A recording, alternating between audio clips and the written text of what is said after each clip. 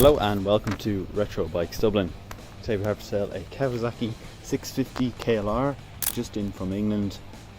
It will be sold with Irish plates, fully registered for the price that it's up at on the ad, and I will update the ad with a picture of the number plate as well for insurance purposes. So condition of the bike from front to rear: front tyre is good, no need to replace anytime soon. Front mudguard also very good condition, no marks to be seen. Front headlamp assembly and indicators also very good. Has the original handguards as well, left and right. This is now onto the right hand side of the bike. The spokes have no rust on them, as well as the disc.